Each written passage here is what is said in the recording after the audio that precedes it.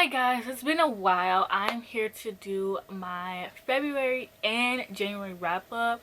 I did not film a wrap up in January just because I didn't feel like it, to be honest. And I wasn't going to, but I did a poll on Twitter and people said I should do both, so I'm going to do both.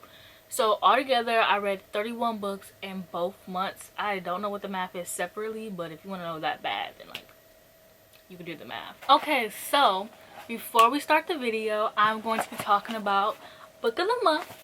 Book of the Month is a fast-growing online book service for readers. Their mission is to discover new and emerging authors and help readers discover books that they love. Their team buys hundreds of books each month and gives readers a choice of a curated selection of new and early release titles, so you can spend more time reading and less time researching. Book of the Month is risk-free. You can skip any month at any time and you will not be charged. Plus, they have the best price for new release hardcover fiction. You can get your first book for $9.99 using the code BOOKHUB. And now we're going to get into the book selection. So the first book we have is The Final Revival of Opal and New. This book is historical fiction, and this one is for fans of Daisy Jones and the Six, a rollicking tale with equal parts of rock and roll and black feminist punk spirit. The next book is What's Mine and Yours. With warmth and empathy, this multi-generational novel traces the lives of two families in a divided southern community. The next book we have is Too Good to Be True, and this book is a thriller, and this is unsettling and twisted. This creepy thriller will make you wonder which of the narrators is telling the truth. So obviously, like every month, the thriller sounds amazing. I am like obsessed with Book of the Month thrillers. And the next book is In a Book Club Far Away. This is contemporary fiction, and this is a early release, and this is about estranged friends reconnected to heal past wounds and heartwarming story of friendship, forgiveness, and army life. The last book we have is this beautiful cover, and this is The Lost Apothecary, and this one is historical fantasy, and this was forget healing salves or soothing tinctures. The apothecary specializes in one thing: helping women fight back. Thank you to Book of the Month for sponsoring this video, and I will leave the link to Book of the Month as well as the code linked in the description box. And now on to the rest of the video. So yeah, we're just gonna get into the books. I'm probably not gonna pull them out because I don't feel like it, so I'm gonna do January then February. First book I read in January was The Rivals by V. Keelan, and this book was about these two companies that were rival companies. They're hotel companies. The main character is being promoted to one of like the owners of the hotel, and then there is the guy who is the rival, and they weren't childhood friends, but their families have always been enemies all their life. So they're like, they've known each other since kids, so they're childhood enemies, I guess. Which I was into that trope. It's like a Romeo and Juliet, like they secretly start hooking up, and I thought I was gonna be bored because they had their banter and all that stuff, and they would like hook up, but it was actually really interesting. It just wasn't that great. I gave it 4 out of 5 stars. I read Romeo and Juliet, which I gave 3 stars. I pretty much liked it. I read Romeo and Juliet in high school. Good. I was reading it to prepare for These Violent Delights, and I still haven't read These Violent Delights, but at least I got Romeo and Juliet out the way, I guess. And then I read The Baller by V. Keelan, and this one was about this girl who is a reporter, and she is set to report these football players, and she goes into the locker room to like interview them. And the main guy is known for being like a clown. He's always clowning around, and so he plays around too much, and he ends up dropping his towel and like trying to embarrass the girl, and then they end up like dating. But to be honest, I got bored and I really lost interest in the book, and I don't like when people start dating too soon. People had to learn like a good balance of like the other V. Keelan book was really good. It was a really good balance of like being enemies but hooking up, but this book was just like, and they didn't really hate each other for real, and it had a jealousy scene, but even in like the jealousy scene I was like, man, that's okay. So then I read The Assassin's Apprentice by Robin Hobb, and I gave this one 3 stars. I thought it was really boring, but I did enjoy the writing. And that's pretty much it. Like, it was just like really boring, but I really liked it. Like, Robin Hobb's writing is really intriguing to me. Like, I really enjoy her writing, but like nothing was happening in that book. Like, literally nothing. It is about this boy who is the like the bastard son of a king, and so he shunned away to learn to be an assassin, and he just terrible things going in his life. But I was bored. Like, I wasn't even interested in the terrible things. And honestly, this sounds terrible, but they were like, it was so terrible to the point where it was funny to me. That sounds so mean to say out loud, but it was like, it was like a there's no way kind of terrible. Like, this is so bad, like there's no way. Obviously it's not, because it's fictional.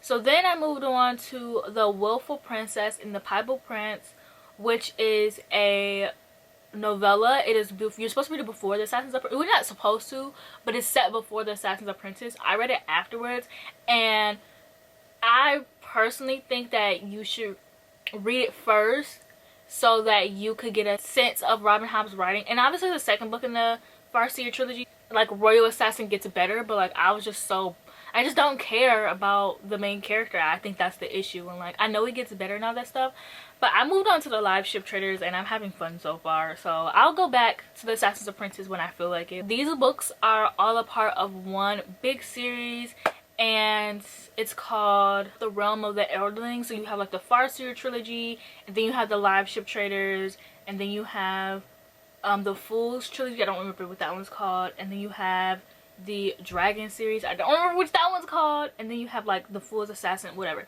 So there's like 1, 2, 3, 4, 5 different series. It's kind of like, it's giving Cassandra Clare. So it's just something for me to read. But I really like the Willful Princess and the Piebald Prince. I give it 5 stars. It was very fascinating. Once again, I love Robin Hobb's writing, so I don't think I ever have to worry about not liking her books, because I really love her writing. But the Assassin's Apprentice was just boring. But this one was really, really good. It was just about in this world, you either have babies to, like, you have a lot of babies so that you can have like breast milk, basically, so that when you go to work for the king and the queen, you can have breast milk to feed the babies. And like, you're basically set to take care of the babies, but your whole point is to like be able to get pregnant. And like, once you can't get pregnant anymore, then I don't know, like they don't know what your family's gonna do. You're just gonna go back to being poor. But the mom goes to work for the king and the queen, and the king and the queen's daughter, and she takes her daughter with her, which is the main character.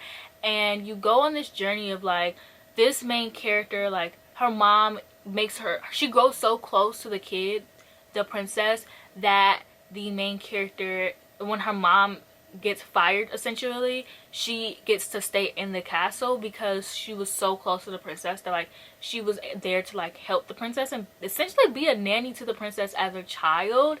And much more happens in the story, but I feel like it's more fun when you go into it not really knowing where the story is going.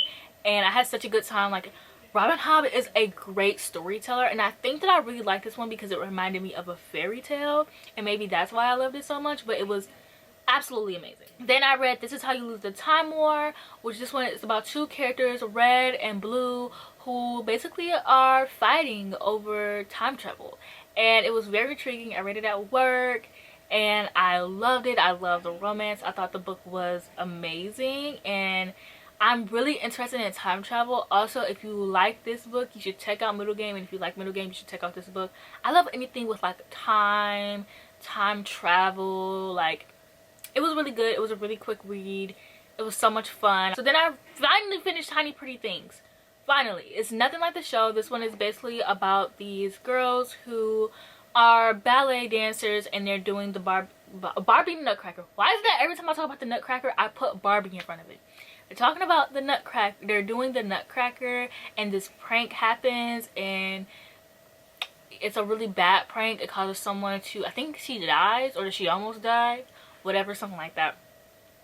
And if you watch the show and you love the show for its drama, don't read this book. They're 2 separate things. If you're a fan of the book and you love how wholesome and cute the book is, don't watch the show. No. I'm probably gonna move on to the second book at some point, but it was just like, I knew it wasn't going to be the same. Like, it still had a little bit of drama, but the drama that they put in Tiny Pretty Things, I was eating it up. I'm sorry. Teen drama is just so intriguing. Like, and then I read Bone Crier's Moon, which I gave 4 stars. I actually ended up really liking this book. Like, really, really liking this book. This book is about these women who live in this world where it's only women, and then you have this day where you basically finally become a woman and you have to mate with a male and then kill him. So I loved it. But there's this guy that comes along and his father was killed in one of those mating ceremonies, so he's coming back to seek revenge on these ladies. So there's two main characters, and the guy ends up kidnapping one of the girls, and she's the one who has like a mom who like runs everything, and it was so good. And personally for me, I thought that the romance made sense. A lot of people said it didn't make sense. I thought the romance made a lot of sense, and it was a really good book, and it's very underhyped.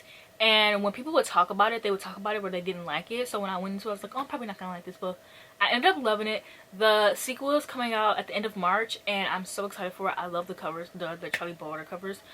And then I read Hansel and Gretel by Neil Gaiman, and this one was a graphic novel. I read this because Jody talked about it. She got a bunch of Neil Gaiman graphic novels, so I bought it because I love Neil Gaiman.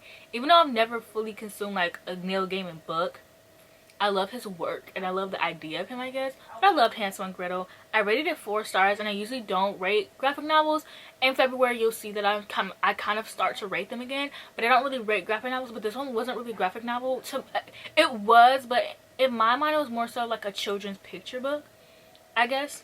Then I read Forest of Souls, which I ended up giving 3 stars, and that was me being generous. I thought that this book was really boring. I struggled to get to this book because there was literally no plot, and I enjoyed the characters and the banter between them, but I'm not a character person, so the book really didn't do anything for me. And there's this guy named Ronan who I loved, who reminds me of the Darkling. This book essentially is a carbon copy of Shadow and Bone, I'm not gonna lie. Then I read Every Last Fear, and this was an arc of it, and I gave it 5 stars, but now it's coming out that the book is problematic. And honestly, I personally like the book because it reminded me of a true crime, like it reminded me of a true crime show like on the ID channel that I used to watch with my grandma.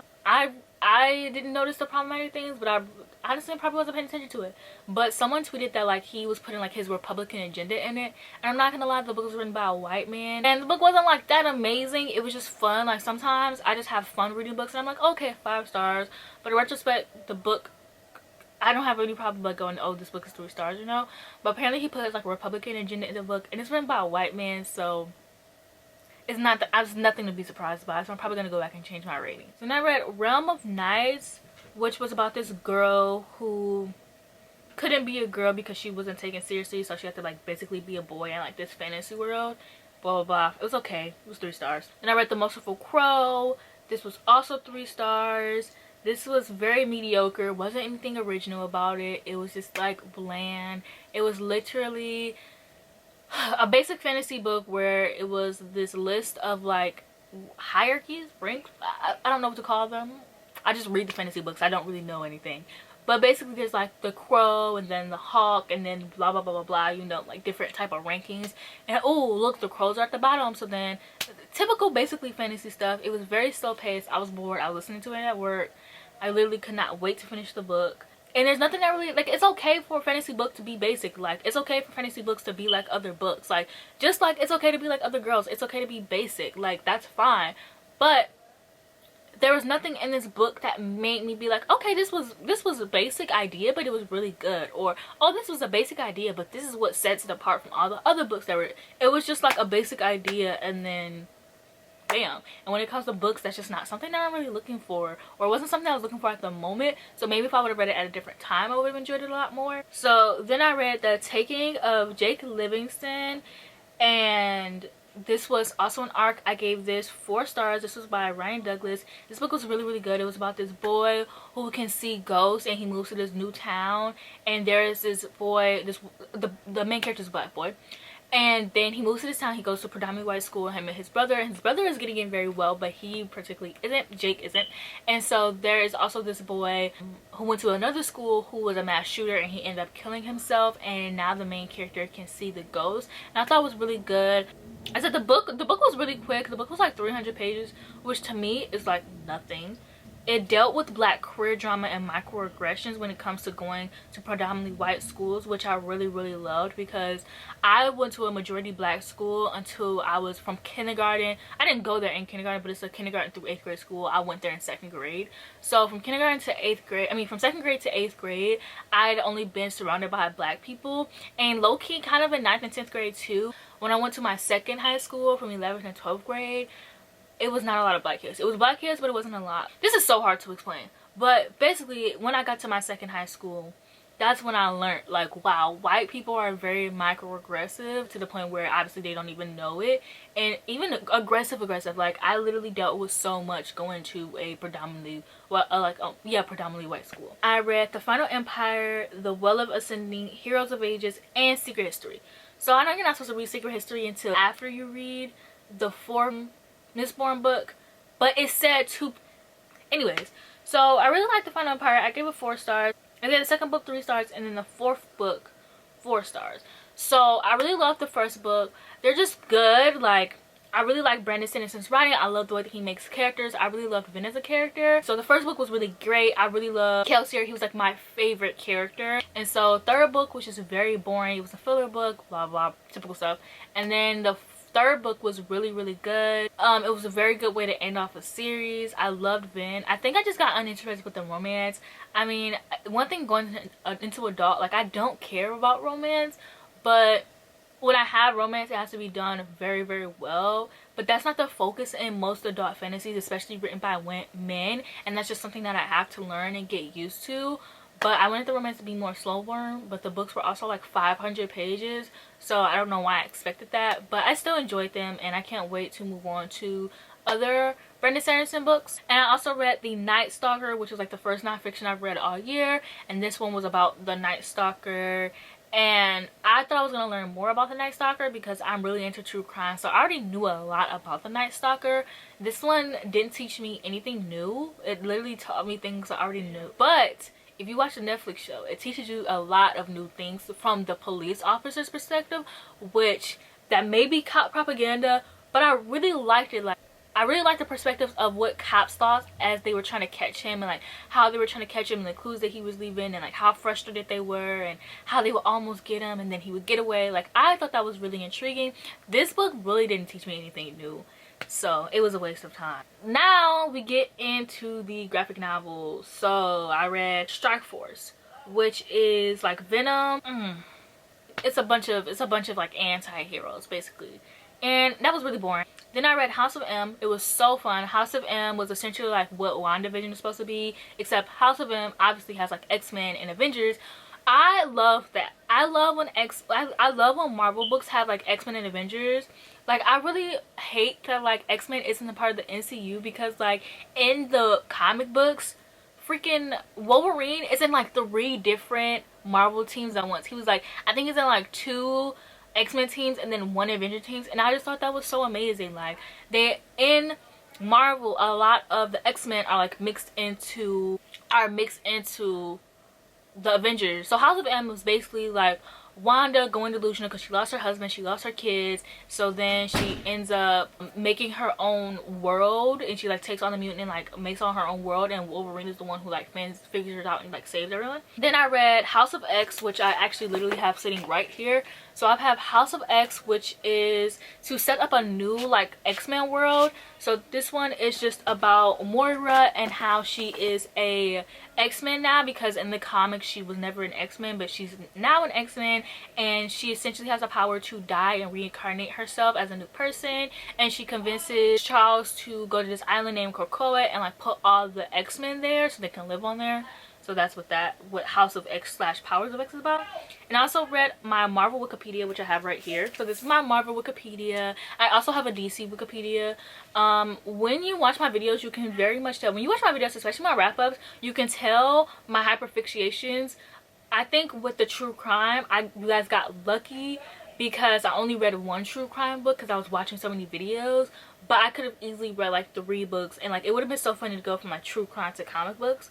But you can very much tell my hyperfixations in my wrap-ups. But yeah, so I read this encyclopedia and it taught me so much. And honestly, if you are a Marvel fan and you don't want to read the comics, or you're just a Marvel fan in general, I highly suggest getting this, because this teaches you like important, like this one teaches you about the characters. It teaches you important like team issues, like kind of like how Endgame was, like team fight ups. Like they have like Secret Invasion, which is the plotline is gonna, Secret Invasion is gonna be put into Marvel now, and also teaches you about teams like the Young Avengers, which I love the Young Avengers, and things like that. So, and also teaches about like Strike Force, like stuff like that. So I highly suggest getting it. Same with the DC. I personally really love DC comic books. Their movies are meh. Their animated movies are amazing, but their live action movies are poo poo pee pee. So then I read Thunderbolts. Wait, no, Strike Force was about Monica, and it also had the Winter Soldier in it, and I shipped them after that comic book. I bet no one else can say that. Then I read Thunderbolts. Thunderbolts is the one with the anti-hero. So it has Elektra, Venom, it has the Punisher, somebody else. Oh, it has Deadpool. I think Deadpool was in a lot of comics. Then I read Marvel Divas, which was Black Cat, Monica, and two other, Hellcat, and like somebody else I don't care about. But I love Black Cat. Black Cat is from the Spider-Man comics, and then obviously I'm like obsessed with Monica now. Then I read the Uncanny X-Force, which is basically X-Men Apocalypse, like the movie. This is literally where they got the idea for X-Men Apocalypse from. So there's that. But this one, the Uncanny X-Force, has Deadpool, Wolverine, Psylocke. Psylocke is one of my favorite X-Men, and then like two other people I don't give a shit about. So, and then this is when I get into my DC phase. So I read Batman, The Court of Owls, which I gave 4 stars to. And this one is about these new villains who are introduced, and they're called the Court of Owls, and they're like a society, like a secret society, and they're trying to kill Batman. And one thing I learned about Batman is every one of his enemies literally beat Batman up to the point where he's almost dead and barely alive, and he has like this string of like consciousness, and he's like living off of that. So intriguing. Then I read Red Hood and the Outlaws, which I did not rate, but I loved it. Red Hood, who is Jason Todd, who is the second Robin, and then it also includes, I think he goes by Arsenal in this one.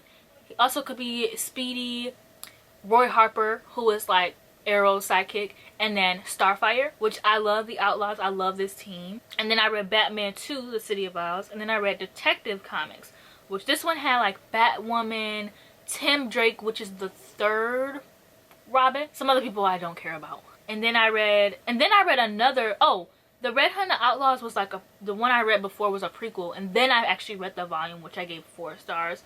Then I read Batman Year One, which was literally just his first year being Batman, and I was like, okay. And then I read Batman Hush, who is introducing another villain, and that one was okay. These were both 3 stars. So yeah, as you can see, I was really into my comic books. I really missed reading physical books though. Yeah, that's it for this video. Thank you for watching. Please like, comment, and subscribe. If you want me to introduce more comic books, superhero comic books, into my videos, please let me know, because your girl knows a lot about superhero comics, okay? I was really into them before I joined BookTube, and so I know a lot of things. Some things that are still confusing to me, because like DC and Marvel comics are extremely confusing, and it's actually really hard to explain some things. Luckily, I have my knowledge of when I was a comic book nerd before I joined BookTwitter, and then when I joined BookTwitter, I just stopped reading like superhero comics altogether. But now I'm back on it. So if you guys want to know more about like superhero comics, or you want like a separate video, or you want me to talk about them more in my videos, please let me know. And yeah, thank you for watching this video. Please like, comment, and subscribe, and I'll see you guys in the next one.